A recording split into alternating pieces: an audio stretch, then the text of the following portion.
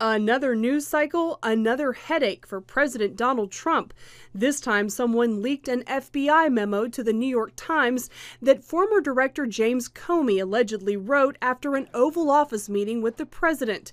Written one day after former National Security Advisor Michael Flynn resigned.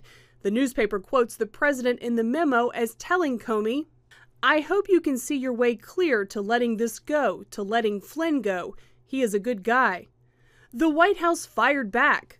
While the president has repeatedly expressed his view that General Flynn is a decent man who served and protected our country, the president has never asked Mr. Comey or anyone else to end any investigation. Last week, acting FBI Director Andrew McCabe told a Senate hearing that there had been no effort to impede the investigation into Russian interference in the presidential election. The story came a day after a separate leak to the Washington Post accused the president of disclosing classified information during a recent meeting with the Russian foreign minister and ambassador. But National Security Advisor General H.R. McMaster doubled down on his defense of the president. The president in no way compromised any sources or methods in the course of this conversation.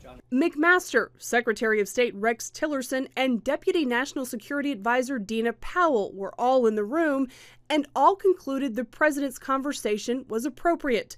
McMaster says instead the actual threat comes from leaks of confidential conversations. Our national security has been put at risk by those violating confidentiality. President Trump himself weighed in on his meeting with the Russians. We had a very, very successful meeting with the foreign minister of Russia. Our fight is against ISIS, and we want to get as many to help fight terrorism as possible. As these controversies played out, an increasingly controversial world figure arrived at the White House, Turkish President Recep Erdogan. After narrowly winning a referendum that gives him power over all three branches of government, President Erdogan is leading Turkey towards authoritarianism. It's a slippery slope away from democracy that's been especially harsh for Christians and other non-Muslims living in the country. President Erdogan is sending a powerful message, and that message is that Christianity, religious freedom, have no place in Turkey. Reverend Patrick Mahoney of the Christian Defense Coalition and other Christians gathered outside the White House to pray during the leaders' meeting. On the issue of religious freedom, human rights, and the release of Pastor Andrew Brunson. Their prayers were answered.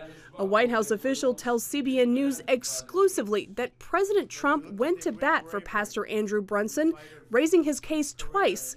Vice President Mike Pence also brought it up. Brunson, an American pastor, has been imprisoned in Turkey since October. He was swept up in a terrorism investigation but never formally charged. Aykan Erdemir, a former member of Turkish parliament, calls Brunson's case bogus. He says President Trump must be firm with Erdogan. Erdogan, I think, deals best with politicians who push him back.